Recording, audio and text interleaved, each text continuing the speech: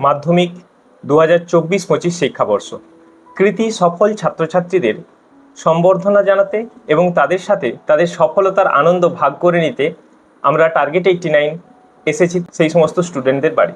আজকে আমরা এসেছি অর্পণের বাড়িতে।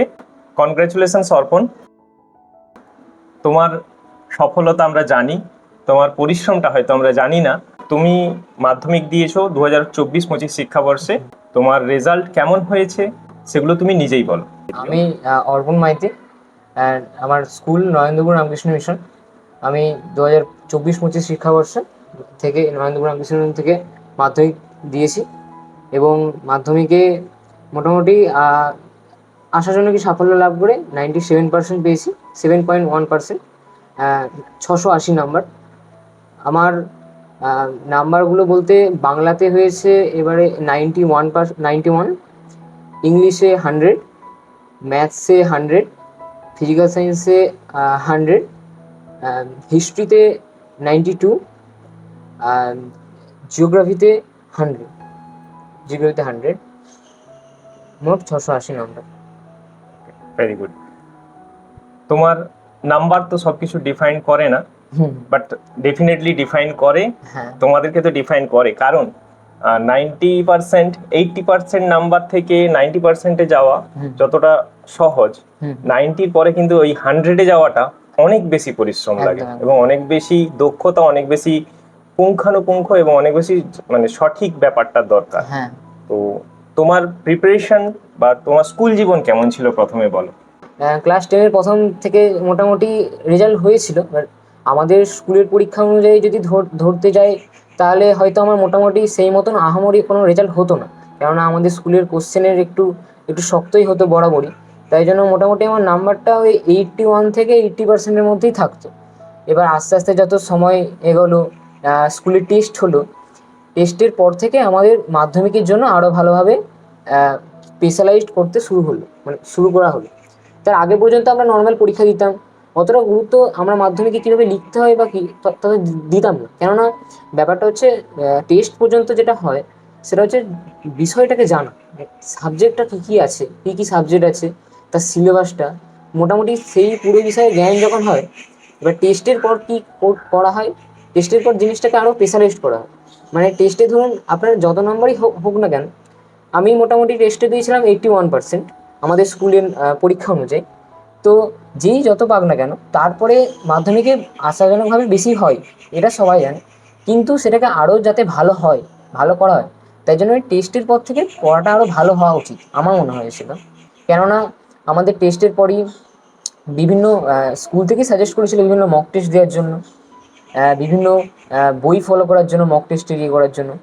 মোটামুটি আমি বলতে গেলে তারপর থেকে যে পড়াশোনাটা, টেস্টের আগে পর্যন্ত যে পড়াশোনাটা করেছিলাম হয়তো তেমন ভালো হয়নি, বাট টেস্টের পর থেকে আমি সত্যি কথা বলতে ওই 3 মাস যে পড়াশোনাটা করেছি সেটা হয়তো খুবই কাজ দিয়েছে মাধ্যমিকের যে নাম্বারটা হয়েছে তাতে। কেননা ওই 3 মাসে বিভিন্ন মক টেস্ট দেওয়া, তার মধ্যে টার্গেট রিটেনের মক টেস্ট তো অবশ্যই। কেননা টার্গেট রিটেনের মক টেস্টে যেই পরীক্ষাটা দিয়েছিলাম আমি হয়তো সময় পাইনি, যেহেতু আমি প্রথমে বলে রাখি আমার স্কুল বোর্ডিং, আমি বোর্ডিংয়েই থাকি ওখানে হোস্টেলে। এবার আমি মোটামুটি সময় পেয়েছিলাম ডিসেম্বরের পর এসে, ততদিনে টার্গেট রিটেনের কয়েকটা পরীক্ষা হয়ে গিয়েছিল। কিন্তু আমার বাড়ির সামনেই পাঁশকুড়া সেন্টার থেকে আমার বাবা ওখান থেকে যখন নিয়ে আসলো তারা বললেন যে অবশ্যই দিতেই পারে। তখন আমি মক টেস্টগুলো বাড়িতে নিয়ে টাইম ধরে ধরে দিতাম, প্রত্যেক দিন একটা করে মক টেস্ট দিতাম, যাতে মানে নিজেকে চেক করা। টোটাল আমাদের টার্গেট 89-এ 5টা সেট মক টেস্ট, 5টা সেট মক টেস্ট হয়েছিল। স্টুডেন্টরা 5টা সেট 7টা সাবজেক্টের জন্য মোট 35টা পরীক্ষা দিতে পারে। তুমি কতগুলো টেস্ট দিয়েছিলে? আমি আমার সময় অতগুলো হয়নি হয়তো। আমি ডিসেম্বর থেকে মোটামুটি জানুয়ারির শেষের দিক পর্যন্ত যতখানি সময় পেয়েছিলাম তাতে মোটামুটি আমি 4টা সেট দিয়েছিলাম, মানে 28টা পরীক্ষার মতন। সেই পরীক্ষাগুলোর যেই লিখতাম, লিখে টাইম ধরে দিয়ে পিডিএফ করে পাঠাতাম অবশ্যই। তারপরে আমার বাবা গিয়ে সেন্টারে জমা দিয়ে আসতো। আমার টার্গেট 89 থেকে জেনারেলি দুপুর 12টা থেকে 3:15 পর্যন্ত, এই 3 ঘন্টা 15 মিনিটের যে পরীক্ষা থাকে সেরকম সময় পরীক্ষা দিতেই বলা হতো। তুমি কি ওরকম সময় দিতে না? না, আমার আমার ওই ওই সময় হয়নি, হয়ে ওঠেনি। কেননা যেহেতু আসার পর থেকে আমার ব্যাপারটা হচ্ছে বাড়িতে এসে তো জিনিসগুলোকে আবার সেলফ স্টাডি করে রিভাইজ করতে আমার সকালবেলা হয়তো তো চলে যেত। আমি সন্ধ্যেবেলা থেকে 7টা থেকে বসতাম, 7টা থেকে 3 ঘন্টা মোটামুটি দিয়ে 3 ঘন্টা 15 মিনিটের মধ্যে আমি কমপ্লিট করতাম। যতটা হয় হোক না হয় হোক, তবে তো বোঝা যাবে কতটা হচ্ছে না হচ্ছে। কোনো মানে এখানে কোনো বাড়িতে দিচ্ছি বলে দেখে দেখে বা চিটিং করে লিখবো সেটা কোনো মানে হয় না। কেননা যখন নিজেই দেখবো তখনই মনে হবে আমার এই জায়গাটা ফল্ট আছে, আমি বুঝে যাবো কোন জায়গাটা অসুবিধা হচ্ছে, পড়তে হবে। তো আমি ওই মোটামুটি দিতাম। তবে আমি বলে রাখবো, আমার যেটাতে খুবই উপকৃত হয়েছে যে পরীক্ষাগুলো যখন দিতাম, দিয়ে যখন চেক করে আসতো ওটা হয়তো আশাজনক রেজাল্ট হতো না, যে ফলটা হতো না, হয়তো অনেকটাই কম হয়েছিল। আমার মনে পড়ছে আমার হিস্ট্রিতে মনে হয় মোটামুটি 75 ছিল 90-র মধ্যে। 15 নাম্বার কোথায় কাটলো এটা আমার খুব খারাপ লেগেছিলো, যে এতটা নাম্বার কেন চলে গেল। কেননা যখন আমি তার আগে বিভিন্ন জায়গায় পরীক্ষা দিয়েছিলাম তখন তো ভালোই আসতো। তখন তাদের যে একটা হ্যান্ড রিটেন একটা ইয়ে দিত, মানে অ্যান্সার কপি দিত, মডেল অ্যান্সার দিত। এবার ওই যে মডেল অ্যান্সারের অ্যান্সারগুলো আমি পড়তাম। সত্যি কথা বলতে মাধ্যমিকের আগে পর্যন্ত আমি মডেল অ্যান্সারগুলো পড়ে গিয়েছিলাম। এবারে তাতে কাজেও লেগেছে, কেননা ব্যাপারটা কি ছাপানো যেটাতে হয় না, সেটাতে ঠিক বোঝা যায় না কতটা কোয়ান্টিটি লিখতে হয় কি না লিখতে হয়। হ্যান্ড রিটেন যখন বোঝায় তখন বুঝতেও পারি কীভাবে লিখতে হয়, প্রেজেন্টেশনটা কীরকম বা ওটা লিখলে কতটা সুবিধা হয়। আমি ওরকমভাবে হিস্ট্রিটাতে বলতে গেলে হিস্ট্রিতে ভাবে পড়েছিলাম। বাকি বাকি সায়েন্স গ্রুপে মোটামুটি ভালো এসেছিল। এবার কোশ্চেন যদি আমি বলতে চাই, তাহলে আমি একটু ইন্টারাপ্ট করছি তোমায়। তাহলে তুমি বলছো যে যেখানে তোমার 75 দিয়েছিল টার্গেট 89 তোমাকে আউট অফ 90, সেখানে মাধ্যমিকে আউট অফ 100 92 হয়েছে হিস্ট্রিতে। সো কিছুটা ইমপ্রুভমেন্ট আমরা কিন্তু মানে প্রত্যক্ষ করার মধ্যে ইমপ্রুভমেন্ট দেখতে পেয়েছি, তাই তো? অবশ্যই। কেননা আমার হিস্ট্রিতে প্রথম থেকে, আমি সত্যি কথা বলতে হিস্ট্রিতে খুবই খারাপ ছিলাম, স্কুলের পরীক্ষাতে খুব কমই পেতাম। এবার ওইখানে যে পরীক্ষা দিয়েছিলাম, এবার আমি বরাবরই এটা বলতে, সত্যি কথা বলতে টার্গেট ট্রেনের যে মক টেস্টের যে স্ট্যান্ডার্ড সত্যি একটু হাই ছিল। যখন পরীক্ষা দিচ্ছিলাম আমার মনে হয়েছিল হয়তো এত কঠিন কোশ্চেনও আসবে না, আমার এরকম মনে হয়েছিল। কিন্তু আমার ধারণাটা ভুল ছিল। আমি ফলো করেছিলাম বলে অনেক কটা কোশ্চেন আমার ভালোই কমন এসেছিলো। মানে কমন এসেছিলো বলতে কি, যে ওদের যে অ্যান্সার কপিতে যে অ্যান্সার লিখে দিত না, ওটা খুব কাজে লেগেছিলো আমার। তাই ওইগুলোকে আমি ফলো করতাম। আর তারপরে তো মোটামুটি ওভারঅল যে পরীক্ষার সিস্টেমটা, পরীক্ষাগুলো দিয়েছিলাম তাদের দেখতে দেখতে না, যত পরীক্ষা দেবে তত ব্যাপারটা কি হয় না, অনেক কমন কোশ্চেন এসে যায়। হয়তো কেউ প্রথম থেকে ভালো প্রিপারেশান নেয়নি, বা তার ভালো পড়া হয়নি, বা অত পড়ে যেতে পারেনি, সব পড়ে যেতে পারেনি, এখান থেকে ওখান থেকে সাজেশান খুঁজবে। আমি বলবো যে সাজেশান নেওয়ার কোনো প্রয়োজনই নেই। যদি এতগুলো কেউ পরীক্ষা নেয় তখন একটা মানে প্যাটার্ন দেখতে পেয়ে যায়। হ্যাঁ, হয়তো সব কোশ্চেন আসবে না মাধ্যমিকে, সবটা মিলবেও না, কিন্তু 50% তো আসবে, 50% তো আসছে। যদি 100%-এর মধ্যে 30% আসে, 30% তো আসছে, ওটা তো পাবো। একটা জায়গায় 5টা এক্সাম, মানে 5টা বার 4বার করে পরীক্ষা দিলে অনেকটাই কোশ্চেন কিভাবে লিখবো, যদি একদম সাজেশনের মধ্যে নাও আসে, কিভাবে প্রেজেন্ট করবো, সেই কনফিডেন্সটা কিন্তু স্টুডেন্টের একদম মধ্যে চলে কনফিডেন্স তো অবশ্যই গ্রো করে। কেননা আমারও এটা আমার সাথে হয়েছিল। সত্যি কথা বলতে আমি যখন টেস্ট দিয়েছিলাম, তখন যখন আমি স্কুলের পরীক্ষা অনুযায়ী যখন অতটা মানে 81% পাওয়া, মানে অতটা আমার মানে হতাশ হয়ে পড়েছিলাম সত্যি কথা বলতে। মাধ্যমিকে কি হবে না হবে এতটা তখন যখন মনে হলো যে এবার কি হবে, কিন্তু যখন একটু ভালোভাবে ইমপ্রুভ করে এই মক টেস্টগুলো দিতে শুরু করলাম না, প্রথমে হয়তো ফার্স্ট মক টেস্টটা অতটা ভালো হয়নি, কিন্তু তার পরের মক টেস্টে আরেকটু ভালো হয়েছে। যখন নিজেকে ইমপ্রুভ করতে করতে একটা জায়গায় মনে হতো যে না, এবারে আমি মোটামুটি পারবো, মক টেস্টগুলোতে আসছে, তখন যে স্টুডেন্ট তার আপনারই কনফিডেন্স বেড়ে যায়। অবশ্যই এটা হবেই। যখন সে 5খানা পরীক্ষা দেওয়ার পর করবে, এরকম হবেই না কোনো দিনও যে 5টা পরীক্ষাতে কম পাচ্ছে, এটা কোনো দিনই হবে না। কেননা সে নিজেকে তো আরও ইমপ্রুভ করছে না, পরীক্ষা দিচ্ছে, বুঝতে পারছে যে কী পড়তে হবে আমাকে, সেটা পড়ে মোটামুটি অ্যাট দ্য এন্ড গিয়ে তার নাম্বারটা অবশ্যই ইনক্রিজ করবে, সে যদি পরীক্ষাগুলো দেয়।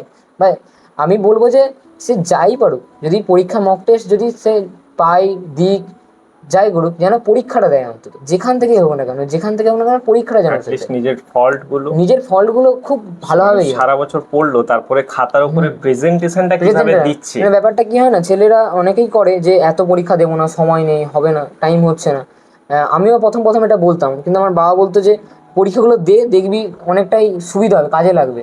কেননা আমার মনে হয়েছিল যে এত পরীক্ষা যদি দিই তা আমি পড়বো কখন, কেননা আমি স্কুলে একটা সামথিং পরীক্ষা দিয়ে এলাম, আমাদের স্কুল থেকে একটা আলাদা পরীক্ষা হয় স্পেশালাইজড, ওই জন্য 15 তারিখ পর্যন্ত থাকতে হয়েছিল ডিসেম্বর। তারপরে যখন এখানে এলাম, এখানে বাবা এসে বলছে আবার পরীক্ষা দে। আমি বললাম যে এত পরীক্ষা দেওয়া যাবে, কিন্তু বাবা আমাকে বলেছিল ইয়ে করে যে দে, কাজে লাগবে। এখন বুঝতে পারছি সত্যি কাজে লেগেছে। কেননা এত পরীক্ষা দেওয়ার ফলে কি হয়েছে, মানে যেই কোশ্চেনগুলো আমি বসে বসে মুখস্থ করছিলাম, বারবার লিখতে গিয়ে সেই কোশ্চেনটা আমার আপনা আপনি দখলে এসে গেছে। শুধু তো বই মুখস্থ করলেই তো হবে না, আর নিজে থেকেও তো লিখতে হবে। তখন নিজে থেকে যখন কেউ লিখবে না, তখন নিজের একটা আলাদা একটা লেখাতে ভাব এসে যাবে যে আমি এটা লিখি তাহলে একটু ভালো হবে। হ্যাঁ, একটা জায়গায় কপি করে দিলাম তাহলে হবে না, যতবার লিখবে তত আরো আরো নতুন ইয়ে আসবে, আরো ভালোভাবে কোশ্চেনটাকে বানাতে পারবে, তখন আরো ভালো প্রেজেন্টেশনটা হবে। আর যত লিখবে অবশ্যই তো ভালো একটা ইয়েই হবে। করতে করতে প্র্যাকটিস মেক্স ম্যান পারফেক্ট। হ্যাঁ, একদমই একদমই। আচ্ছা, আর তোমার সাবজেক্টের ক্ষেত্রে তুমি বললে যে হিস্ট্রিটা প্রথম থেকেই ভালো লাগতো না। হ্যাঁ, same with me, but now I am in love with history. So না না, ভালো লাগতো না বলতে কি বলুন তো, আমার হিস্ট্রিটা ভালো লাগতো না এরকম হিসাবে নয়। হিস্ট্রিতে আমি যতই পড়ে যায় না বা লিখি না কেন, মানে সাল মনে রাখা বা ইয়ে করা। আর হিস্ট্রিতে ভয় এসে গেছিলো আমাদের স্কুলের থেকে, কেননা আমি হিস্ট্রিতে যাই লিখতাম না, আমাদের স্কুল অত নাম্বার দিতে চাইতো না। যখন আমি এই পরীক্ষাগুলো দিতে শুরু করি, তখন মনে হলো না মাধ্যমিকের নাম্বারটা দেয় হিস্ট্রিতে। কেননা আমার অনেকটাই ইয়ে হয়েছিল যে কীভাবে লিখতে হবে না লিখতে হবে, আমাদের স্কুল তেমনভাবে বলতো না হিস্ট্রির জন্য।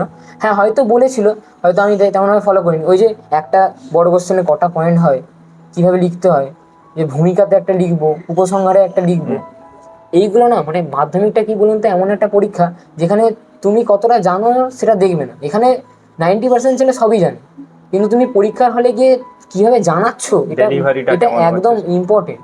কেননা স্যারকে তুমি কীভাবে বলছো, আমি জানি লিখে দিয়ে চলে এলাম, হ্যাঁ 10টা ইনফরমেশান পর পর, তাহলে তো হবে না। স্যার তো বুঝতে পারবে না কোনটার পর কী ইনফরমেশান কীভাবে, স্যারকে অবশ্যই বোঝাতে হবে। ডেলিভারিতেই এটা বোঝা যাবে যে স্টুডেন্টের মাথায় ভিজুয়ালাইজেশনটা কেমন আছে। না হলে তো ওই 92, 91, 97, আমার স্কুলে তো অনেকে 97 পেয়েছে, তারা অবশ্যই বেশি পেয়েছে, হয়তো আমার থেকে বেশি পেয়েছে, তাহলে তারা নিশ্চয়ই ভালোভাবে ডেলিভার করেছে। এবার ওটা ম্যাটার করে। হয়তো যারা 90 পাচ্ছে আর যে ছেলেটা 98 পাচ্ছে, তারা হয়তো সেমই জানতো, হয়তো সিলি মিস্টেক বা প্যাটার্ন ঠিক লিখতে পারেনি, তা হয়তো তার জন্য একটু হাইলাইট করে দেওয়া, একটু হ্যাঁ হাইলাইট করে দেয়। ওটা কি না, টেস্টগুলো দিতে দিতে স্যারেরা বলে দেন যে এখানে ঠিক করো, ওখানে ঠিক করো। যত টেস্ট দেবে তাতে এই সুবিধাটা পাওয়া যায়, আমার মনে হয়েছে। আর সাবজেক্ট যদি বলি, যে হিস্ট্রিতে একটু মার্কস কম এসছে প্রথম থেকেই, আমি যদি একদম প্রথমে না গেলেও 7-8 থেকে তোমার স্ট্রং সাবজেক্ট বা কনফিডেন্সের জায়গা কোনটা ছিল? 7-8 থেকে বলতে আমার খুব 5 থেকেই খুব ভালো লাগতো জিওগ্রাফিটা। এবার ভালো লাগতো বলতে ওইভাবে নয়, জিওগ্রাফিতে আমি যখন পড়তাম না, জিওগ্রাফি সাবজেক্টটা খুব মানে ভিজুয়ালাইজ করতে খুব ভালো লাগতো।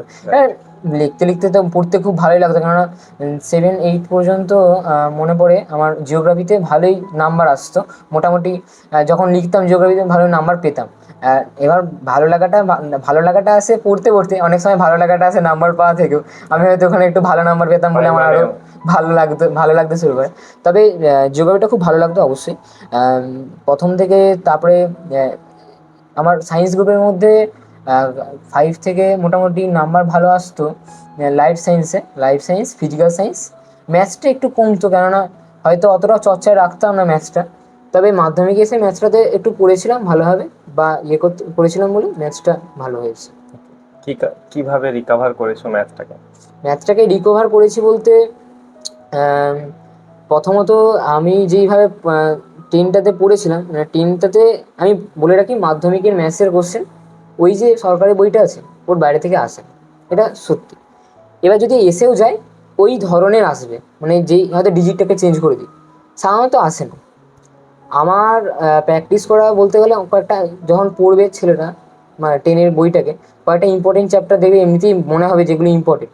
আমার ইম্পর্টেন্ট যেমন লিখেছিল অনুপাত সমানুপাতের চ্যাপ্টারটা, ওখানে যেই উদাহরণের অঙ্কগুলো বা যে এক্সারসাইজেরগুলো থাকে, আমি বলবো যদি কেউ যদি এই পুরো বইটাকে করে যেতে পারে, তাহলে তার ম্যাথসে একটা নাম্বারও কাটতে পারবে না, যদি পুরো বইটা থেকে পড়ে যায়। আমি পুরো বইটাতে পড়ে যেতে পারিনি, কেননা আমার ম্যাথসটা করতে ভালো লাগতো না।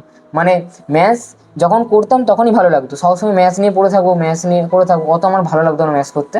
তাই জন্য অনেস্টলি আমি বলছি, আমি ম্যাথস পরীক্ষায় যখন দিতে যাই তার আগে আমি পুরো বইটা করেই যাইনি। আমি শুধু যেটা করে গিয়েছিলাম সেটা যদি বলি, সেটা হচ্ছে যে ওই উদাহরণগুলো যদি কেউ দেখে যায়, এবার যদি প্র্যাকটিস করে। আর হ্যাঁ, আরেকটা জিনিসও বারবার বলে রাখছি, ওই উদাহরণগুলো তার সাথে এই মক টেস্ট, যদি এইগুলো কিছু করে তাহলে অবশ্যই তার ম্যাথসে ফুল মার্কস আসার কথা আমার মনে হয়। ফুল মার্কস নয় হোক, 95-এর ওপর তো পাওয়াই উচিত। কোশ্চেন প্যাটার্ন কেমন ম্যাচ করেছে মক টেস্টের সাথে? মক টেস্টের সাথে কোশ্চেন প্যাটার্ন ম্যাচ করেছে বলতে 5 নম্বর তো করেছি, 5 নম্বরের কোশ্চেনগুলো যেগুলো অবশ্যই বারবার আসছিল মক টেস্টে, দেখেই বোঝা যাচ্ছিলো অবশ্যই একটু গুরুত্ব দিতে হবে। মক টেস্টে হয় না অনেক সময় অনেক আনকমন কোশ্চেন এসেছে যেটা এক্সপেক্ট করা যায় না, হয়তো 2 নম্বরের কোশ্চেনটাকে 5 নম্বরে দিয়ে দিয়েছে। মক টেস্ট যখন দিচ্ছি তখন মনে হচ্ছে এই কোশ্চেন আসতে পারে না, কিন্তু তখন এইগুলো দেখে মনে হয়েছিল যে এরকম কোশ্চেনও আসতে পারে। কেননা এবারে মাধ্যমিক যদি আমি দেখি কয়েকটা কোশ্চেন এরকম এসেওছে, ফার্স্ট চ্যাপ্টার থেকেই এসেছে এরকম কয়েকটা কোশ্চেন, যেটা আমার মনে হয়েছিল যে এরকম কোশ্চেন আসতে পারে না, কিন্তু আমি পড়ে গিয়েছিলাম বলে আমার ইয়েতে এমনকি ওটা এই মক টেস্টেই ছিল ওরকম একটা কোশ্চেন, আমি ভাগ্যিস পড়ে গিয়েছিলাম। কেননা ব্যাপারটা কী হয়, শুধু ওই কোশ্চেনটা ম্যাচ করবে এই মানসিকতা নিয়ে যাওয়া উচিত নয়, ওরকম কোশ্চেন আসতে পারে এটা ভাবা উচিত যে মক টেস্টে যখন এরকম টাইপের এরকম আনকমন টাইপের দিচ্ছে তখন আমার দেখে রাখা উচিত ওরকম কোশ্চেন আসতে পারে, প্রিপেয়ার থাকা একদম।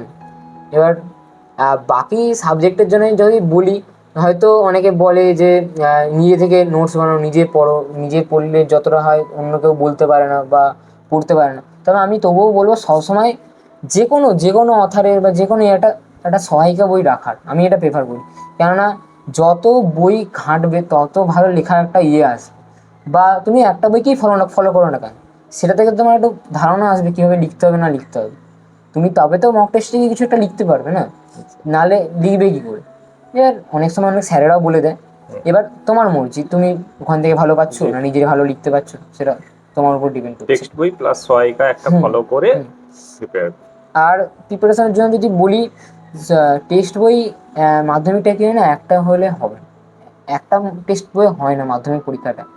যেমন আমি আর্টসের দিকটাই বলছি, আমার যেটা খামতি হয়েছে, আমি হিস্ট্রিতে হয়তো এক্সপেক্ট একটু বেশি করেছিলাম, কেননা যখন মক টেস্টে ভালো আসছিল তখন ভেবেছিলাম যে অন্তত 95-এর উপরে হবে, হয়নি হিস্ট্রিতে অতটা ভালো। তবে হিস্ট্রিতে যেই জায়গাটায় হয়তো আমার খামতি হয়েছে বা মনে হচ্ছে হয়তো আরেকটু হয়তো যদি পড়তাম বা ভালোভাবে হতো, কিন্তু আমার হিস্ট্রি থেকেও বড় কথা বাংলাটাতে আমার হিস্ট্রিতে 92 এসেছে, বাংলাতে 91। হিস্ট্রিতে হয়তো এক্সপেকটেশন আরও বেশি ছিল, কিন্তু বাংলাটাতে হয়তো যা পেয়েছি ওটাই হয়তো পেতাম, কেননা বাংলাটাতে হয়তো আমি অতটা গুরুত্ব দিইনি। তাই জন্য আমি বলবো বাংলাটাতে যেন কেউ গুরুত্বটা দেয়, কেননা 3টে সায়েন্স সাবজেক্টে যদি কেউ পড়ে ঠিকভাবে অবশ্যই নাম্বার উঠবে, কিন্তু এই আর্টসগুলো কেউ নাম্বার তুলতে পারবে না, অবশ্যই নিজেকেই তুলতে হবে নাম্বারটা। তো যখন বাংলাটা পরীক্ষা দিয়ে এলাম তখন আমার ফার্স্ট দিন পরীক্ষাটা তো ভালো হয়নি, বুঝতে পারছিলাম কিছুটা সমস্যা। কোথাও না কোথাও যারা ভালো র্যাঙ্ক করে বা ওভারঅল পড়াশোনাতে ভালোভাবে সারা বছর পড়ে যায়, তাদের দেখা যায় সায়েন্স সাবজেক্টগুলো প্রত্যেকেরই ভালো হয়। মানে র্যাঙ্ক করার জন্য কোথাও না কোথাও এই বেঙ্গলি, হিস্ট্রি, এই সমস্ত সাবজেক্টগুলো একটা বড় রোল প্লে করে। সে তো রেজাল্ট দেখেই অনেকেরই বোঝা যায়, অনেকেই এরকম থাকে, হয়তো সবাই নয়, সবার ক্ষেত্রে আমি বলতেও চাই না, বেশিরভাগই র্যাঙ্ক হয়তো যে যতজন র্যাঙ্ক করেছে না, যদি আপনি দ্বিগুণও দেখেন, দ্বিগুণ ছেলে র্যাঙ্ক করার মতন ছিল, অনেকেই র্যাঙ্ক করার মতন ছিল। যারা 2 নম্বর কম পেয়েছে, 3 নম্বর কমেছে, তাদের ওইটা কোথায় কমে জানেন, ওই হয়তো কেউ বাংলাতে 91 পেয়ে গেছে হট করে, কেউ 95 পেয়ে গেছে, মানে একটু কমে গেছে কোনো একটা সাবজেক্টে। ওভারঅল সবাই ভালোই পরীক্ষা দেয়, ওই জন্য বলবো যে টাংলাতে গুরুত্ব দিতে, যখন টেস্টগুলো দিচ্ছে বা হচ্ছে কোন জায়গাটায় অসুবিধা হচ্ছে সেটা আলাদা করে পয়েন্ট আউট করে যদি কেউ লিখে রাখে যে আমার এই জায়গাটা অসুবিধা হচ্ছে, এই জায়গাটা সলভ করা উচিত, এই জায়গাটা প্রবলেম হচ্ছে, এটা বানিয়ে রাখা উচিত, এগুলো। আর হ্যাঁ, এটা মনে পড়ছে আমার মক টেস্ট দিতে গিয়ে অসুবিধা হয়েছিল যখন আমি টার্গেট পরীক্ষাগুলো দিচ্ছিলাম বা অন্য জায়গাতেও স্কুলের পরীক্ষাগুলো দিয়েছিলাম, তখন যে বাংলার বড় কোশ্চেনগুলো হয় না, ওখানে মাঝে মাঝে আন্ডারলাইন করতে বলতো, কোটেশন দিতে বলতো, হয়তো আমি করেছিলাম কিন্তু আমার অত কোটেশন মুখস্থ হতো না, মানে আমার মুখস্থ জিনিসটা অতটা ভালো লাগে না, আমার অতটা মুখস্থ করিনি বলতে গেলে, ওই জন্য হয়তো একটু নাম্বারটা কমেছে। আমি বলবো যে ওই যে বাংলা বছরের শেষে যখন ওভারঅল বাংলা সিলেবাসটা কমপ্লিট হয়ে যাবে না, তখন একটা কাজই হয় বাংলার জন্য, যেটা আমারও করা হয়নি, সেটা হচ্ছে যে বিভিন্ন জায়গা থেকে কোটেশানগুলোকে গ্যাদার করে, আর যেখানে টেস্ট দিচ্ছে বা টেস্টের যে খাতাগুলো মানে অ্যান্সার কপিটা পাঠাচ্ছে ওখানে এমনিতেই থাকে অ্যান্সারগুলো ওভাবেই লেখা থাকে, কোটেশন দিয়ে আন্ডারলাইন করা থাকে। আমার যতদূর মনে পড়ে বাংলার ক্ষেত্রে সিলেবাসটা অনেকটা বড়, অনেকগুলো চ্যাপ্টার অবশ্যই। তো স্টুডেন্টের আমার মনে হয় প্রথম থেকেই মানে বছরের শুরু থেকেই যেটা অনেকটা ভাস্ট, তাকে হ্যান্ডেল করতে গেলে শুরু থেকেই একটু একটু করে রাখাটা মনে হয় ঠিক হবে। বাংলার জন্য যদি বলি তবে আমি বাংলার জন্য সত্যি বলতে গেলে সহায়িকাটা অতটা প্রেফার করিনি, কেননা বাংলাটাতে আমার যে সহায়িকাতে কি হয় না, এই সহায়িকাতে একটা জিনিস লেখা, এই সহায়িকাতে একটা জিনিস লেখা, আমার হাতে না।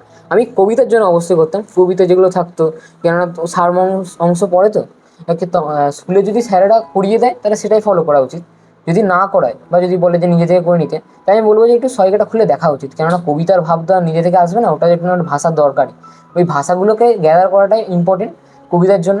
প্রথম থেকে যদি কেউ কবিতাগুলোকে তৈরি করে রাখে, আমি বলবো যে আলাদা একটা খাতা করা উচিত, যেখানে অন্তত কবিতাগুলো যেগুলো আছে না, সেগুলোর অন্তত একটা সারমর্ম বা নিজে থেকে লিখে রাখা উচিত। যেটা আমি শেষের দিকে করেছিলাম, কিন্তু আমার শেষের দিকে হয়েছিল বলে হয়তো অতটা ভালো হয়নি। যদি কেউ প্রথম থেকে করে এটা অনেক সুবিধা পাবে, কেন আমি শেষের দিকে গিয়ে যখন দেখলাম যে আমাকে এবার করতে হবে, নাহলে এগুলো হচ্ছে না, কতবার বই খুলে খুলে দেখব। এটা নিজে থেকে বানিয়ে রাখা উচিত নিজের ভাষায়, তবে তো মনে থাকবে বেশি দিন। যত লিখবে না তত মনে থাকে। আমি তেমন বাংলাটাকে লিখেছিলাম এই কবিতাগুলো, আর গল্পগুলোকে নিজে থেকে একটু পড়তাম, আর বানিয়ে বানিয়ে লিখতাম, মোটামুটি বানিয়ে লিখতাম। আর হ্যাঁ, বাংলাটাতে অবশ্যই জোর দেওয়া উচিত আমি বলবো, কেননা বাংলাটার যে কোশ্চেন যেগুলো আসে না, শর্ট কোশ্চেন, ধরা ছোঁয়ার বাইরে মাঝে মাঝে হয়ে যায়। অনেক কোশ্চেন থাকে এরকম, তুমি কে, কে বলেছে, কি হলো, কোন চ্যাপ্টার থেকে আসবে, 3-4টা জায়গায় এরকম ওয়ার্ড আছে হয়তো, এরকম অনেক ওয়ার্ড পাবে পড়তে পড়তে। তো আমি বলবো যে একটা সিম্পল পেন বা একটা হাইলাইটার যাই হোক না কেন, বইটা থ্রু আউট রিডিং করে দিতে হবে। আর এর থেকে বেশি কিছু বাংলা গল্পের জন্য লাগে না, কেননা বাংলার গল্পের বড় কোশ্চেন লেখার জন্য অতটা হয়তো ভাষা দেখে না মাধ্যমিকে, নিজের ভাষাতে লিখলেই হবে। শুধু ওই যে শর্ট কোশ্চেনগুলো, ওটা বিশাল ইম্পর্টেন্ট। আর হ্যাঁ, মাধ্যমিকের জন্য শর্ট কোশ্চেন একটা বড় ফ্যাক্টর। মোটামুটি 36 নম্বর করে শর্ট কোশ্চেন থাকে প্রত্যেকটা সাবজেক্টে, আমার মনে হয় বেশিও থাকতে পারে কমও থাকতে পারে, যাই হোক। এবার আমাদের টার্গেটই থাকে যে মাধ্যমিকের শর্ট কোশ্চেন যেন না ভুল হয়। আমার মোটামুটি শর্ট কোশ্চেন টার্গেটই ছিল যেন আমি ভুল করি, তো হয়ে গিয়েছিল শেষে গিয়ে, লাইফ সায়েন্সে ভুল হয়ে গিয়েছিল। কিন্তু আমি বলবো প্রথম থেকে যে শর্ট কোশ্চেনের উপর যেন জোর দেয়। বড় কোশ্চেন সেই গিয়ে দিনের শেষে পরীক্ষা যখন দিতে হবে তার 1 সপ্তাহ পরে আগেও একটু পড়তে হবে, কিন্তু শর্ট কোশ্চেন যত রিভাইজ করতে থাকবে, যত এই পরীক্ষাগুলো দেবে, যত এই সহায়িকা যেটা বললাম, যদি কেউ একটা ফলো করে সহায়িকা বা বিভিন্ন টেস্ট পেপার হয়, এবিটিএ যেটা, হ্যাঁ এবিটিএ বা ডাব্লিউবিটিএ যে এমসিকিউগুলো থাকে, ড্যাশ প্রোন যেগুলো থাকে, ওগুলো যদি কেউ বারবার প্র্যাকটিস করতে থাকে শর্ট কোশ্চেনগুলো, তার অবশ্যই মানে শর্ট কোশ্চেনটা একটু স্ট্রং হবে। তুমি শর্ট কোশ্চেনের কথা বললে, তুমি যেহেতু আবাসিক স্কুলে পড়তে, বোর্ডিং স্কুলে নরেন্দ্রপুরে, তুমি হয়তো সেভাবে টাচে থাকতে পারোনি। গত বছর এবং এবছরও টার্গেট 89 মক টেস্টে যারা অ্যাডমিশন নিচ্ছে তাদের জন্য একটা ব্যবস্থা করা হয়েছিল, এবং এবছরও আছে বেশিভাবে।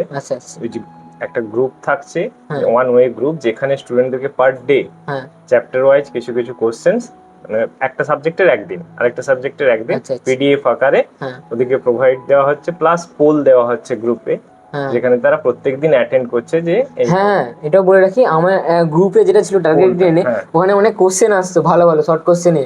আমার বাবা মাঝে মাঝে, আমি তো হয়তো ফোনের সাথে অতটা টাচে থাকতে পারতাম না যখন বাড়িতে ছিলাম, বাবা আমাকে ওই কোশ্চেনগুলো জিজ্ঞাসা করতেন, মানে ভালো ভালো কোশ্চেনই দেয়, মানে শর্ট কোশ্চেন অনেক দিত।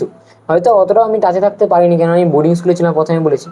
অবশ্যই স্কুলেরও একটা ইয়ে আছে, স্কুলের তো অবদান অবশ্যই আছে, কেননা সত্যি কথা বলতে যেই স্কুলে আমি পড়ছি সেই স্কুলের যে স্যারেরা পড়ান আমাদের, অনেকটাই সম্মানীয়, তারা মানে অনেকটাই জানেন। কেননা নরেন্দ্রপুর রামকৃষ্ণ মিশনের স্যারেরা অবশ্যই একটা রেকর্ড তো আছেই, যে স্কুলে যে র্যাঙ্ক বা প্রত্যেক বছর হয়, তারা তো অবশ্যই ভালো পড়িয়েছে।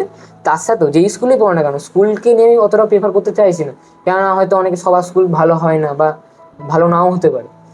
তো স্বাভাবিক, আমাদের আজকের দিনে সমস্ত গ্রামের স্টুডেন্টরা যখন প্রত্যেক ইউনিট টেস্টে মক টেস্ট দিচ্ছে, সেখানে আমরাও অ্যাজ এ টিচার যখন ওদেরকে পরীক্ষা নেওয়া হচ্ছি, তখন রামকৃষ্ণ মিশনের যে কোশ্চেন সেটটা আছে সেটাকে ওদেরকে ভালোভাবে একটু ইম্পর্টেন্স দিয়ে করাই, কারণ সেটা অবশ্যই একটা যোগ্যতার জায়গা থাকে।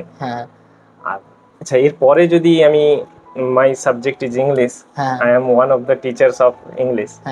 সো ইংলিশ যে মডেল আনসারগুলো ছিল, তুমি ইংলিশে 100 পেয়েছো, তো আমাদের যে ইংলিশে মডেল আনসারগুলো ছিল কেমন ছিল, বা কোশ্চেন টাইপ স্পেসিফিক্যালি? মক টেস্টের ইংলিশ কোশ্চেন যেটা ছিল, আমার যতদূর মনে পড়ছে, রাইটিং যেই পোর্শনটা ভালোই ছিল। সত্যি কথা বলতে রাইটিং পোর্শনটা খুব ভালো থাকে। ওভারঅল মক টেস্টের রাইটিং পোর্শনটার উপরই গুরুত্ব দেওয়া উচিত ছেলেদের পরীক্ষা দেওয়ার সময়। রাইটিংয়ে যেন না কাটতে পারে, কেননা রাইটিংয়ে কাটলে কী হয় না, রাইটিংয়ে যত ভালো প্রিপারেশান নেবে তত ভালো নাম্বারটা ওঠে আমার মতে। পরীক্ষার যাওয়ার আগে পর্যন্ত 3 মাস পড়তে, 3 মাস শুধু না, সারা বছর ধরে যখন পড়বে, তখন এমনিতেই ইংলিশের যে 60 নম্বর যেটা থাকে, 60 + 30 মোট 90, 60 নম্বরটা হয়েই যায়। কেননা ইংলিশের তো আরও সুবিধা, মাধ্যমিকে প্যাসেজ দেখে প্যাসেজ, আনসার। সিন, আনসিন থাকে, তারপরে মাধ্যমিকে অনেক সিনও তো ছিল, সিনের সিনও প্রোজ পোয়েম সিনও আনসিন। থাকে, সিনও দুটোতে সিন, আনসিন। তো অতটা অসুবিধা হয় না, অতটাও আমাদের মাধ্যমিকে টাফ কোশ্চেন করা হয় না। কিন্তু টাফ কোথায় ছেলেরা গিয়ে হয়, মানে অসুবিধা হয় রাইটিং এর ক্ষেত্রে। রাইটিংয়ের ক্ষেত্রে, আমি বলবো রাইটিং। এবং ওভারঅল বলে রাখি একটা কথা, আমি ক্লাস 10 পর্যন্ত, এমনকি টেস্ট পর্যন্ত, ইংলিশের রাইটিংয়ে 60-এর উপরে কোনোদিন পাইনি। 60-এর উপরে আমি 90, 60-এর উপরে কোনোদিন পাইনি। কেননা আমি বাংলা মিডিয়ামের প্রথম থেকে একটা স্টুডেন্ট ছিলাম, আমার ইংলিশটাকে খুবই ভয় লাগতো। 5 থেকে আমার খুব ইংলিশে ভয় লাগতো, এমনকি আমি 6-এ ইংলিশে ফেলও করে গিয়েছিলাম, সত্যি কথা বলতে। তবে ইংলিশে যে দ্যাটস নাম্বারটা, going to be a byte. Okay, যে ইংলিশে 6-এ ফেল করেছে সে আজকে মাধ্যমিকে 100 অফ 100। সেটা আমি বলবো। এবার মাধ্যমিকের জন্য যে ইংলিশ প্রিপারেশনটা, সেটা সম্পূর্ণ আলাদা। এবার আমি যে ব্যাপারটা হয় না, ইংলিশে যে ইংলিশে ভালো একটা ব্যাপার, ইংলিশে ভালো লেখার একটা ব্যাপার। ইংলিশে ভালো হতে পারে, কিন্তু বাই মিস্টেক পরীক্ষা হলে লিখে ভুল হয়ে যেতেও পারে। তাই জন্য এই পরীক্ষার ব্যাপারটাকে গুরুত্ব দিয়ে বলছি। মাধ্যমিকে যখন আমি টেস্টও দিলাম, আমার ইংলিশে তেমন নাম্বার আসেনি। মক টেস্টেও যখন দিয়েছিলাম, তখন মক টেস্টটা আরেকটু ইমপ্রুভ হয়ে 90-তে হয়তো 78 পেয়েছিলাম। আর একটা মক টেস্টে 81 পেলাম, 82 পেলাম। আমি ভাবিনি 100 পাবো, তবে ভালোই, মানে লিখেছিলাম ভালো।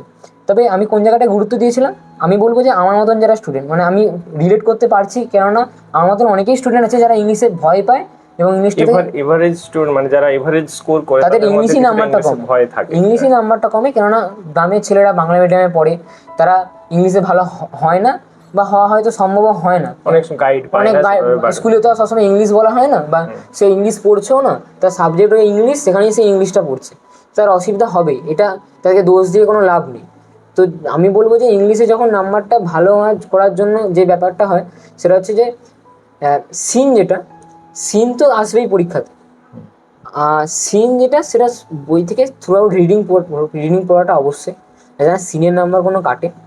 কেননা অনেক সময় হয় না, ডাইরেক্ট সিন থেকে নাম্বার কোশ্চেনটা দেয় না, সিন থেকে তুলে দেয় না, সিনের ভাবের উপর নাম্বারটা দেয়। তাই জন্য ওই বলেছিলাম না, এই সহায়িকার ব্যাপারটা, এটা যদি সহায়িকা থাকে বা স্যার যদি থাকে কারো, টিউশন যে কোচিংয়ে পড়ছে, সেই কোচিংয়ে যেখানেই পড়ুন না কেন, সেখানে স্যারের কাছ থেকে যেন ওই কবিতা, আমি কবিতার ক্ষেত্রে স্পেশালিস্ট বলছি, কবিতার মানেটা যেন ভালো করে বুঝে নেয়, ইন্টারনাল মিনিংগুলো বুঝে নেয়। কেননা ওইখান থেকে ডাইরেক্ট কোশ্চেন আসে, কিন্তু বুঝতেই পারবে না কী কোশ্চেনটা, তখন ওটা খুব কাজে লাগে। আর গল্পের ক্ষেত্রে আমি তো বলতে চাই না, গল্পের ক্ষেত্রে দেখে দেখেই লেখার মতন কোশ্চেন থাকে, লাইন তুলে কোশ্চেন থাকে। আর হ্যাঁ, ইংলিশে মানে ওয়ার্ড মিনিং টাইপের কিছু দেওয়া থাকে, ওইগুলো আনসিনের সেকশানে। ওটা কি হয় না, যে ওয়ার্ডটা থাকে সেটা অ্যাডজেক্টিভ কি নাউন কি ওটা রিলেট করে অনেক সময় হয়ে যায়। আর আনসিন পড়ার ক্ষেত্রে আমি বলবো, যেটা আমি আমার স্কুল থেকে শিক্ষাটা পেয়েছিলাম, আমাদের স্কুলে স্যার বলেছিলেন যে আনসিন যখন পড়তে হবে, তখন প্রথম যখন খাতাটা দিল 15 মিনিট, তখন একবার পড়লে আনসিনটা, পরীক্ষা শুরু হবে করে তখন আবার আনসিনটা পড়বে, দুবার আনসিনটা পড়বে। প্রথমবার যখন আনসিনটা পড়বে, তখন তো দাগ দেওয়া যায় না কোশ্চেন শিটে, অনেক জায়গাতে দেয়, কিন্তু দাগ দেওয়াটা না ভালো, কেন পরীক্ষার হলে কী বলবে। যখন 15 মিনিট পর শুরু করবে, তখন একটা পেন্সিল নিয়ে যে ওয়ার্ডগুলো তোমার জানা নেই, সেগুলো দাগ দিতে, র্যান্ডম দাগ দিতে দিতে থাকবে। হয়তো ওটার সাথে রিলেট নেই, কিন্তু দাগ দিতে দিতে থাকবে।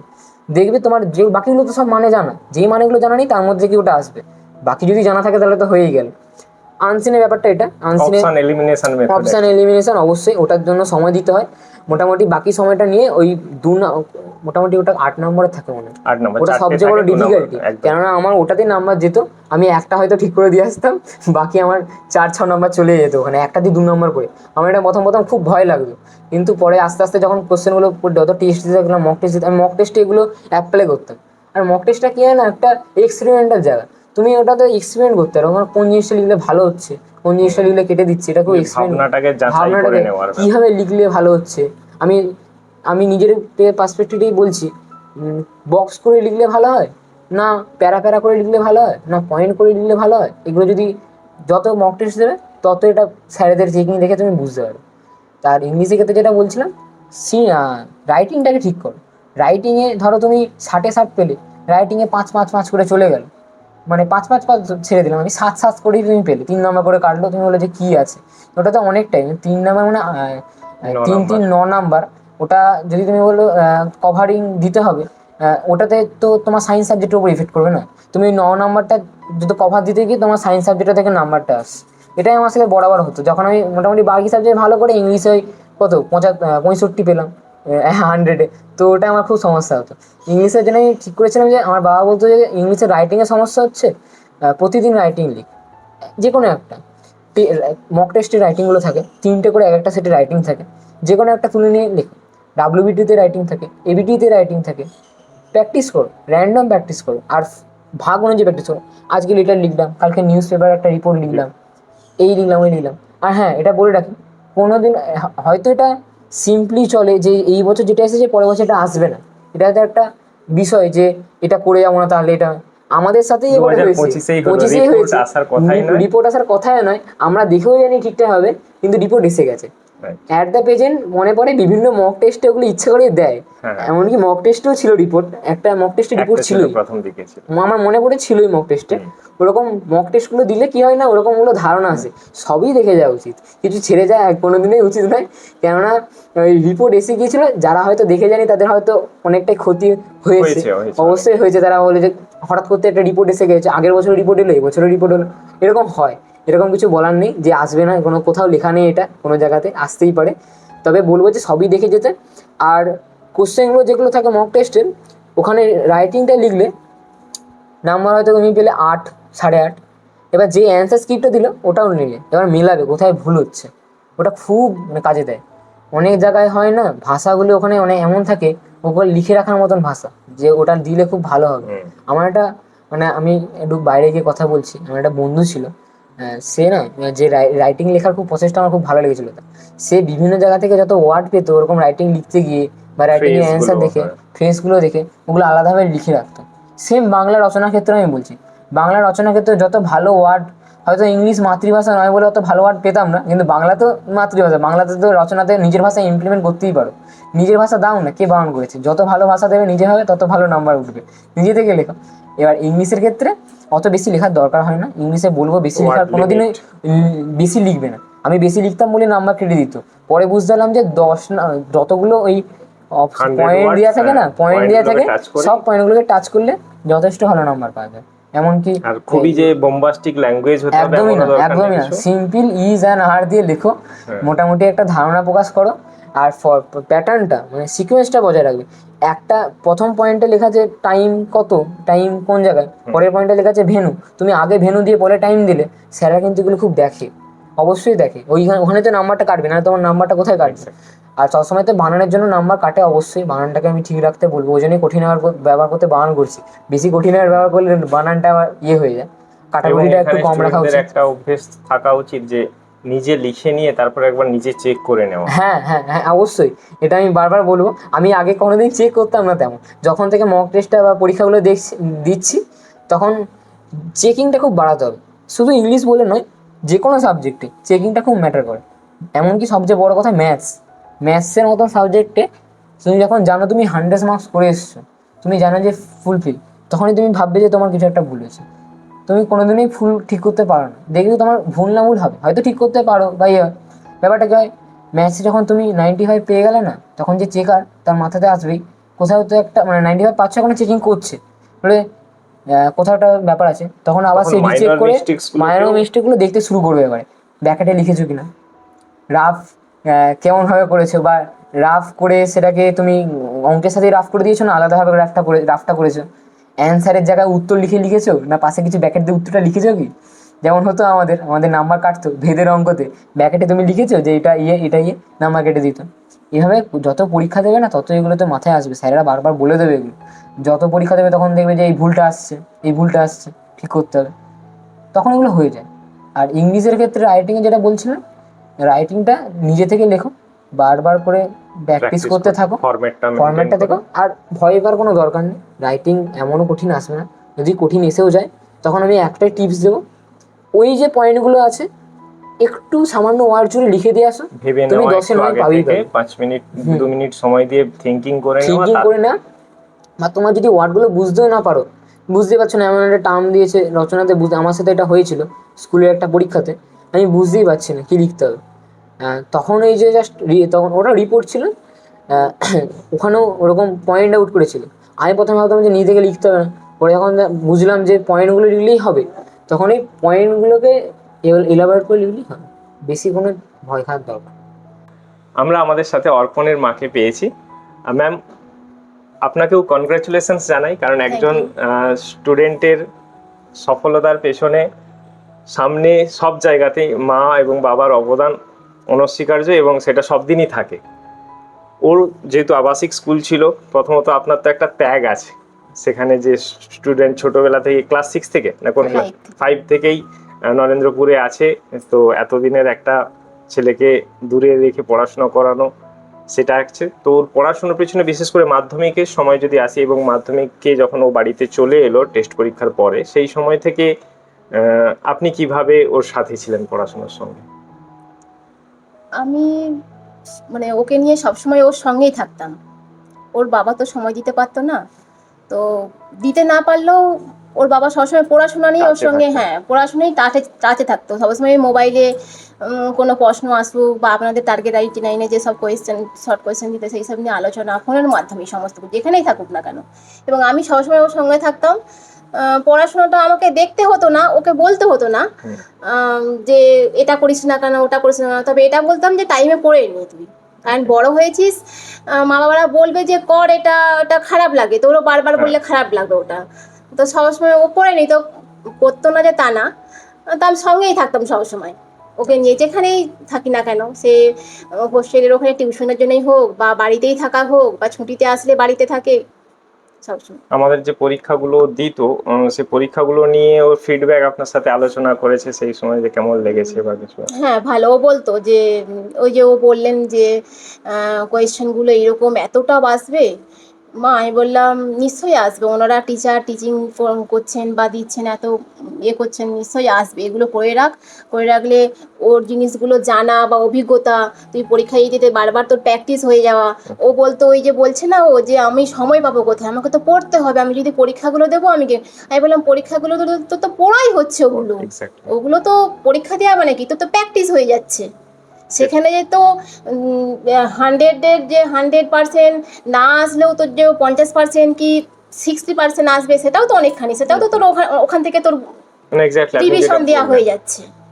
একবার লেখা সেটা 10 বার পড়ার সময় আমি সবসময় বলতাম যে যদি তুই 2বার পরীক্ষা দিস সেটা অনেক দিন মনে থাকবে, কিন্তু পড়লে তো বেশি দিন মনে থাকবে না সেটা। এটা সবসময় বলতাম। ওর বাবা তো সবসময়ই বলে যে লেখো, পড়ে যাও, আর শুধু খাতায় পেন নাও, সবসময় লিখে যাও, যেটা পড়ছো সেটাই খাতায় লিখে যাও। 97.1% মার্কস উপহার দিয়েছে, আপনি হ্যাপি? 14? হ্যাঁ, হ্যাপি, অনেকটাই হ্যাপি, অনেক কেন, পুরোটাই হ্যাপি আমরা, কারণ এটাও কম নাম্বার নয় বা কম প্র্যাকটিস না, অনেকখানি। মানে আমি এখানে একটা বিশ্বাস করি যে এই যে 97 বা 92%, 3%, এটা সত্যিকারেরই কোনো হয়তো ম্যাটার করে না। সারা বছর এই দীর্ঘ 6 বছর ধরে, 8 বছর 10 বছর ধরে যে ওর নলেজ গ্যাদার করেছে, আজকে ও আমাদের সাথে খুব ভালোভাবে কথা বললো, এই যে প্রেজেন্টেশন, এই যে ডেলিভারিগুলো, বা সেই শিক্ষাগুলোকে যে জায়গায় অ্যাপ্লাই করছে, যেভাবে আগামী দিনে কাজে লাগাবে, সেটাই হচ্ছে যে বড় কথা। মানে নাম্বার তো কিছুদিন পরে কিছুদিন পরে ভুলেই যাও, সেটাই বলি যে আসল লক্ষ্য, যেখানে তুমি লক্ষ্যটা রেখেছো সেই লক্ষ্যটাই আসল, যে লক্ষ্যে যেতে চাইছো বা যাচ্ছ, সেটা আগে লক্ষ্য রাখো, সেই লক্ষ্যটা হলে পরে তখন তোমার একদমই ভালো প্রসঙ্গ বলেছেন। কি লক্ষ্য আছে তোমার? আমার আপাতত মানে লক্ষ্য তো আছেই ডাক্তারিতে যাওয়ার, মেডিকেল নিয়েছি, আমাদের স্কুলে ওইভাবে স্ট্রিম আছে। আচ্ছা, একটা স্ট্রিম ইঞ্জিনিয়ারিং, একটা স্ট্রিম মেডিকেল, আমি মেডিকেল নিয়েছি। এইচএস থেকেই সেইভাবে গাইডেন্সটা ক্লাসের সাথে সাথে ওখানে দেয়। 11-12 গাইডেন্সের পর ইচ্ছে আছে নিট দেবে, ক্লিয়ার করে মেডিকেল কলেজে যাওয়ার, ভালো ডাক্তার হওয়ার অবশ্যই। আরো পরে যদি এমবিবিএস কমপ্লিট হয়ে যাওয়ার পর যদি আমি স্ট্রিম বলি, কোন স্ট্রিমের প্রতি ইন্টারেস্ট আছে? তেমন ভাবে এখন মোটামুটি নেই, তবে আমার দুটো ইচ্ছা আছে। যদি মেডিকেলে ডাক্তারি হওয়ার পর প্রথমত অর্থোপেডিক মানে হাড়ের ডাক্তার, না হলে নিউরোসার্জন। ওটার জন্য অনেকটা হয়, তবে ইচ্ছা তো আছে নিউরোসার্জন হওয়ার, আর ওই দুটোর ইচ্ছা আছে। ডেফিনেটলি হবে। মা বাবার চিরদিনের পরিশ্রম, স্কুলের পরিশ্রম, আমাদের শুভেচ্ছা, ঠিক আছে, আমাদের অত্যন্তই ক্ষুদ্র সাথে থাকা পাশে, এগুলো Thank you. সবকিছুই তোমাদের মানে তুমি তোমার লক্ষ্যে পৌঁছে যাবে। না, আপনাদের এই টার্গেট 89 এর প্রশ্নগুলো বলেছে মা অনেকখানি কাজে লেগেছে। যদি পড়তাম আরো ভালো হবে বা সব মক টেস্ট গুলো দিতে পারতাম তাহলে হয়তো অনেকখানি বেটার হতো। অবশ্যই আমরা মানে আগামী 6 বছর 7 বছর পরে ডক্টরের সাথে এসে আবার দেখা করব, আমাদের কথা বলবো। মানে এটা কোনো মানসিক প্রেশার নয়, একদম শুভেচ্ছা বার্তা নিয়েই ফ্রি মাইন্ডে একদম এগিয়ে যাওয়া। অবশ্যই লক্ষ্য স্থির করা তো অবশ্যই প্রয়োজন, মানে যেখানে স্বামী বিবেকানন্দ বলে গেছেন যে make one goal and live for it. আমি শর্টেই বললাম, তোমরা ভালোভাবেই জানো। তো সেই গোল বা সেই এটা স্থির রেখে একদম ডেফিনেটলি তোমার খুব ভালো হবে। অর্পণ, টার্গেট 89 এর তরফ থেকে মেনি মেনি কনগ্রেচুলেশনস এবং খুব ভালো হোক তোমার ভবিষ্যৎ। ধন্যবাদ।